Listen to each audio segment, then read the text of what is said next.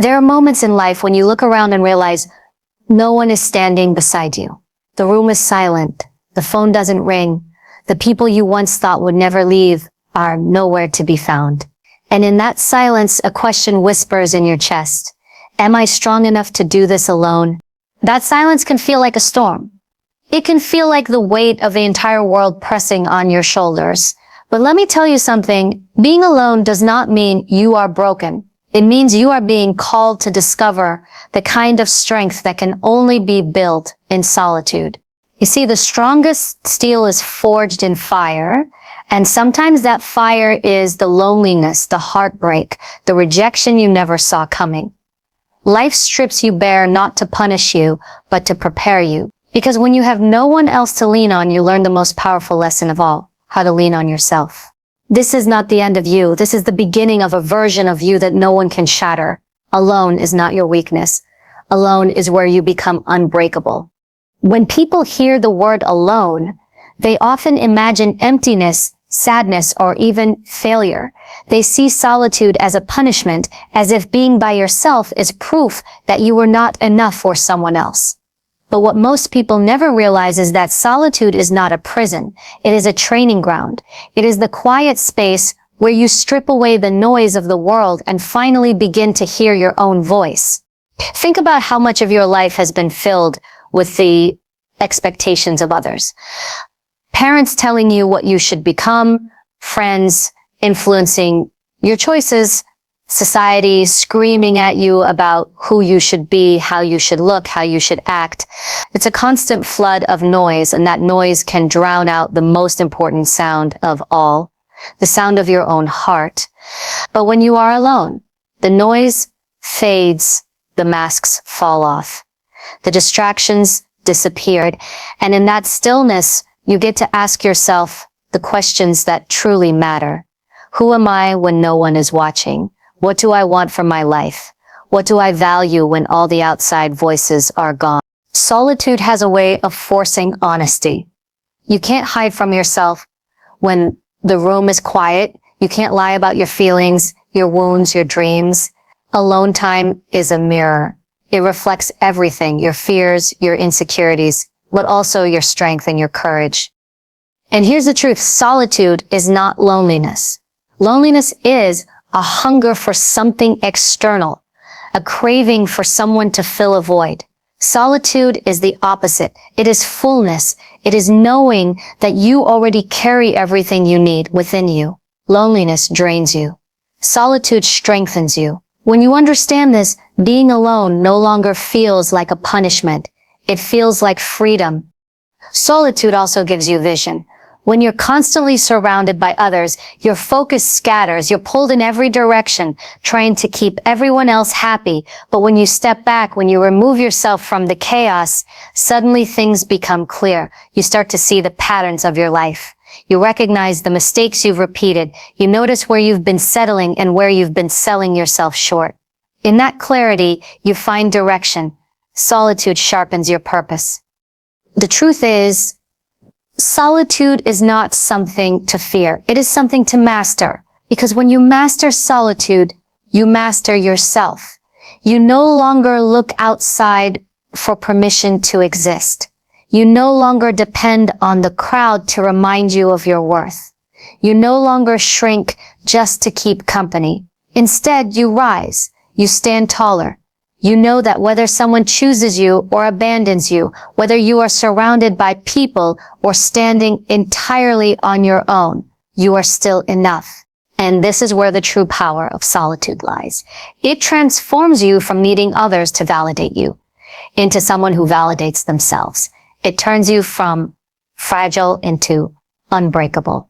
It takes away the fear of being left behind because you know that you will always carry yourself forward.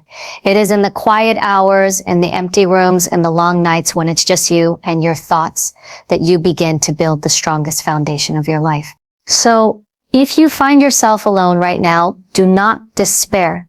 Don't see it as the end. See it as an invitation. Life is giving you the space to rebuild. Life is giving you the silence to hear your own voice again. Life is preparing you for a strength you never knew you had. The question is, will you embrace it? Will you sit in the silence long enough to discover the power that has always been inside you? Because once you do, once you stop fearing solitude and start embracing it, you will realize something extraordinary. You were never empty. You were never broken. You were always whole, alone, yes, but unbreakable. Life has a way of testing every single one of us. Not once, not twice, but over and over again. It doesn't matter who you are, where you come from, or what you've achieved. At some point, the world will strip you down to your bare bones, just to see what you're made of. And these tests won't come when you feel strong. They won't arrive on days when you're ready. They come when you're tired, when you're vulnerable, when you least expect them. That's what makes them so brutal. And that's also what makes them so important. The truth is, life doesn't test you to destroy you. It tests you to reveal you. It tests you to show you what you really carry inside. When the job you counted on vanishes, when the relationship you thought was forever ends, when the people you trusted betray you, those moments are not just random tragedies. They are doors. They are opportunities for you to walk into a higher version of yourself. But most people don't see it that way. They collapse. They fall apart. They say, why me, instead of asking, what am I being prepared for? Think about it. The greatest warriors are not born on peaceful fields. They are forged in battle. Diamonds are not created in comfort. They are created under pressure, under conditions that would crush ordinary rock. In the same way, the tests of life are not designed to keep you small. They are designed to show you that you are always capable of more than you imagine. And here's something you must understand. Not everyone will pass their tests. Some people will get stuck in bitterness. They will stay angry at the world. They will let betrayal turn their heart hard, or let rejection convince them that they're worthless. They will let failure define them. But you, if you're listening right now, you have a choice. You can decide that the test is not the end of your story. You can decide that every test is a teacher, every obstacle a lesson, every wound a chance to grow stronger. Life will test you through people. There will be those who misunderstand you, who underestimate you, who talk behind your back, who leave when you thought they'd stay. And every time it happens, it will hurt. It will shake your faith in people, maybe even in yourself. But you must remember, these betrayals are not proof that you're weak. They are reminders to place your trust first in yourself. They are lessons teaching you that not everyone deserves your loyalty, your time, or your heart. And then there are the quiet tests, the ones that don't look like battles at all. The moments when nothing seems to be happening. When the phone doesn't ring, when opportunities don't come, when life feels stagnant. Those are tests too. They are tests of patience, of faith, of discipline. Anyone can move forward when doors swing wide open. But can you keep moving when every door seems locked? Can you keep showing up when nobody's watching? Can you stay committed when the results don't come quickly? That's the kind of test that separates the ordinary from the extraordinary. You see, the world is not against you, even when it feels like it is. The world is shaping you. It is chiseling you like stone, cutting away your weaknesses, carving out the unnecessary, sharpening your edges. The tests you face are the very things that prepare you for the future you're asking for. Because if you can't survive the small battles, how will you ever win the war? If you can't handle being rejected by one person, how will you handle being doubted by thousands? If you can't stand alone in the small storms, how will you withstand the hurricanes of life? Every test is a preparation. Every trial is a setup for strength. And the reason it feels so heavy is because you are stronger than you think. Life will never test you beyond what you can handle. It may push you to the edge. It may feel like you're breaking. But there is a difference between breaking and being stretched. The test stretches you.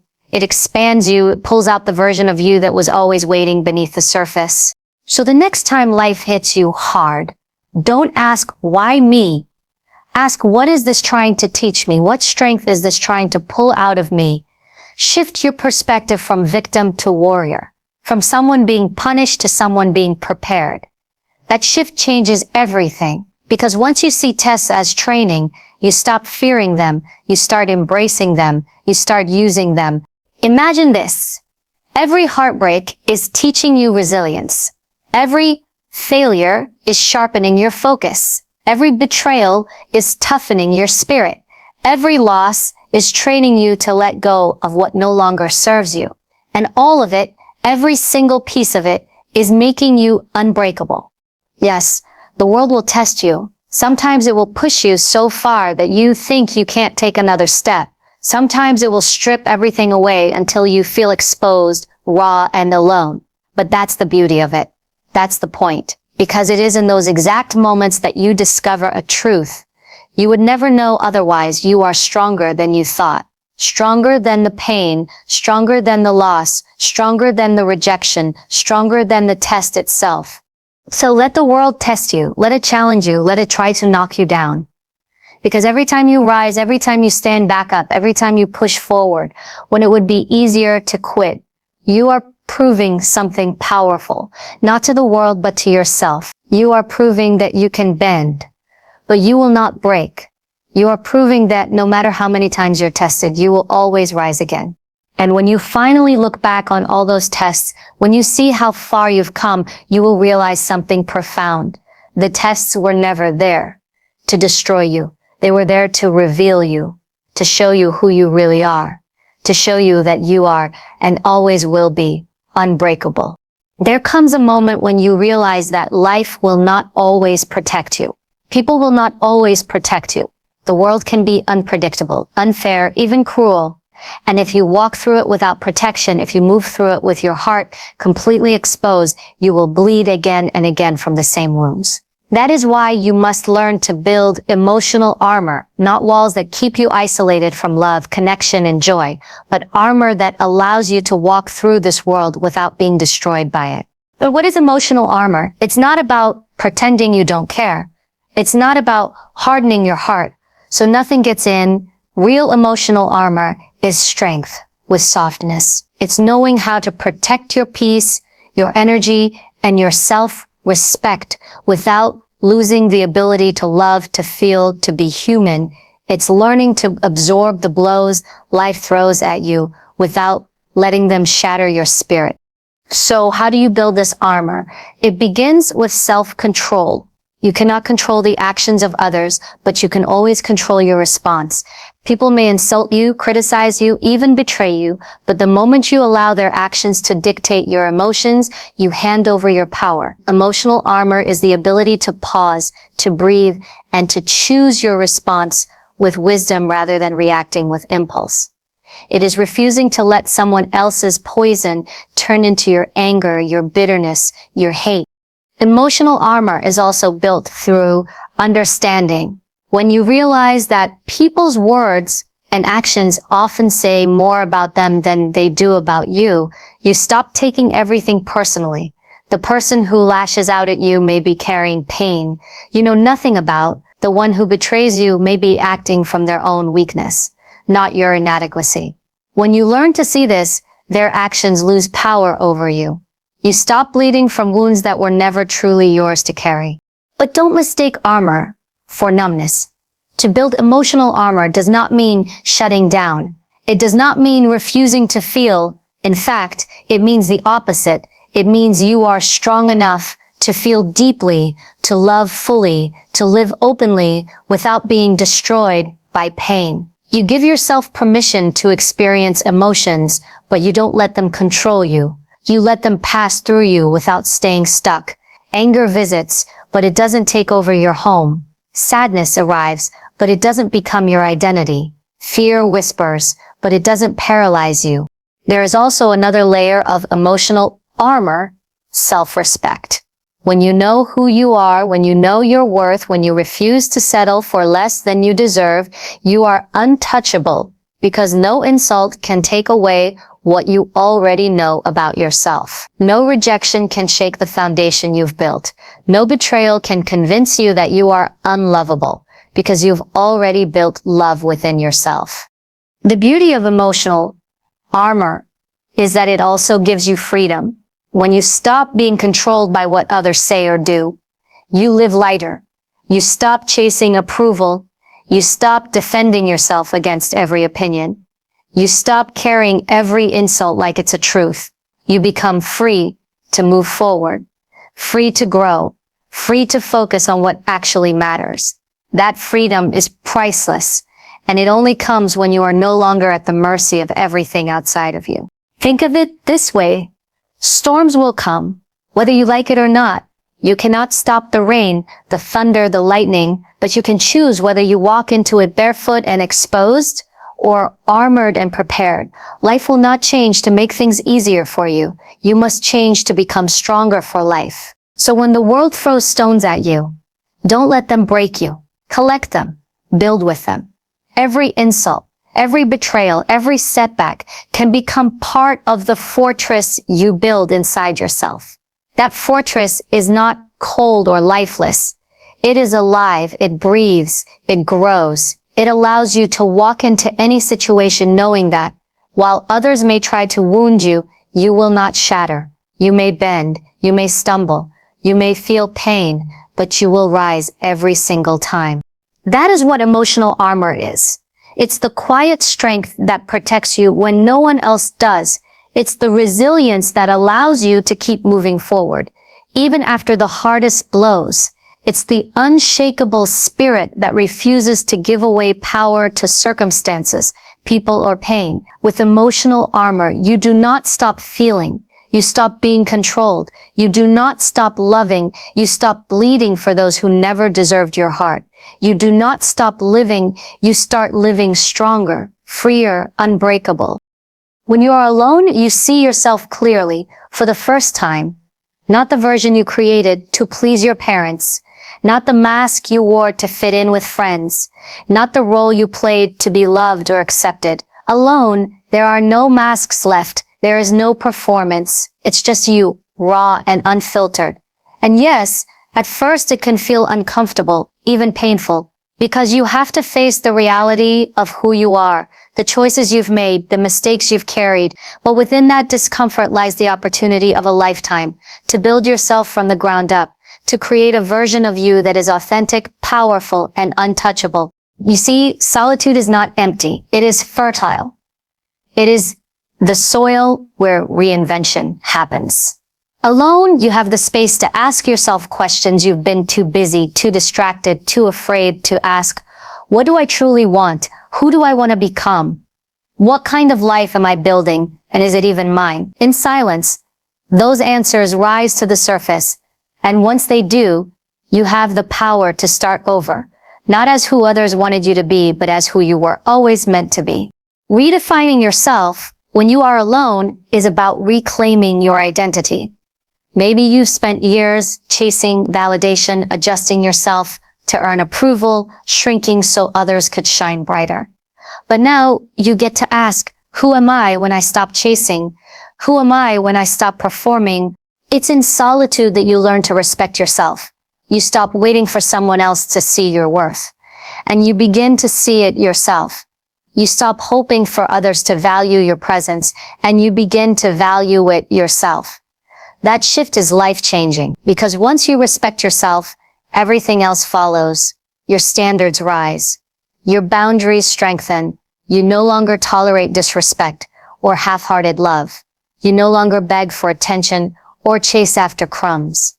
You start to demand the fullness you deserve, not from arrogance, but from self-knowledge. When you are alone, you also learn how to rewrite your story. Maybe life has told you that you are weak because you were abandoned. Maybe betrayal made you believe you are unlovable. Maybe failure made you think you're incapable. But solitude is where you challenge those lies. It's where you take the pen back and start writing again. You write not as a victim of your past, but as the author of your future. You realize that your story is not over. It's being rewritten by the strongest version of yourself, the version born in silence, in struggle, in the moments no one else saw. This process of redefining yourself also requires letting go. Letting go of the versions of you that no longer fit. The people pleaser, the one who stayed silent to keep the peace. The one who accepted less than they deserved. Letting go hurts because those versions of you kept you safe once. They helped you survive, but they are not who you are anymore. Alone, you find the courage to release them, to thank them, and to step into someone braver, bolder, freer. And here is the beauty of it. Once you redefine yourself in solitude, you are no longer controlled by the presence or absence of others. Whether people stay forego, whether they validate you or reject you, whether they notice you or overlook you, it doesn't change the way you see yourself. You become rooted in something deeper, something unshakable, because your identity is no longer borrowed. It is yours. Redefining yourself when you are alone also gives you clarity about the life you want to build. When you are constantly surrounded by others, it's easy to live a life that looks good on the outside but feels empty inside. But solitude forces you to be honest. It strips away the illusion. You start asking, am I living in alignment with my values? Am I spending my time on what matters? Am I building a life that excites me? Or am I simply existing in one designed by others? Those are hard questions. But when you answer them with honesty, you reclaim your freedom. You stop living on autopilot and start living with intention. And let me tell you something important. Redefining yourself when you are alone is not about becoming someone entirely new. It's about uncovering who you always were beneath the noise. It's about peeling back the layers of doubt, fear, conditioning, and expectation until you find the core of your true self. That self is strong. That self is capable. That self is unbreakable. So if you find yourself alone right now, don't rush to fill the silence. Don't scramble to escape it. Don't numb yourself with distractions. Sit in it, embrace it, use it. This is your time to reset. This is your time to transform. This is your time to redefine yourself. Not as the version life tried to mold, not as the version others demanded, but as the version you choose. Because here's the greatest truth of all. Once you redefine yourself in solitude, once you stand strong in your own identity, you become unstoppable. No one can shake you because you no longer depend on anyone else to tell you who you are. No one can break you because you have already rebuilt yourself from nothing. No one can define you because you have already claimed your definition. Alone you find yourself. Alone you rise. Alone you become unbreakable. You see, life is not about avoiding hardship. Hardship is guaranteed. Disappointment is guaranteed. Pain is guaranteed. The question is not whether you will face obstacles. The question is, who will you be when they arrive? Will you crumble? Will you let the weight of the world bury you? Or will you rise with a fire so strong that nothing, no storm, no rejection, no loss can put it out? That's what the unbreakable mindset is. It's not about never feeling pain. It's about refusing to be controlled by it. The unbreakable mindset begins with choice. Every morning when you wake up, life will present you with two paths, one of weakness and one of strength.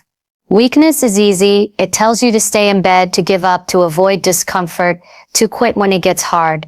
But strength demands more. It demands discipline, resilience, and courage. It demands that you stand up even when you're tired, that you keep going even when you're afraid, that you believe in yourself even when no one else does. And that choice, that daily decision is what builds an unbreakable mind.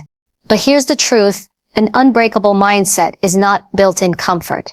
It is built in the fire. It is built in the moments when you've lost everything and you're forced to start again.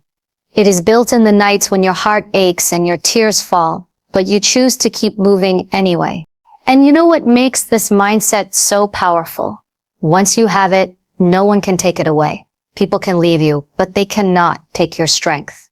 Opportunities can disappear, but they cannot take your perseverance. The world can laugh at you, doubt you, even attack you, but they cannot touch the part of you that has decided to never quit.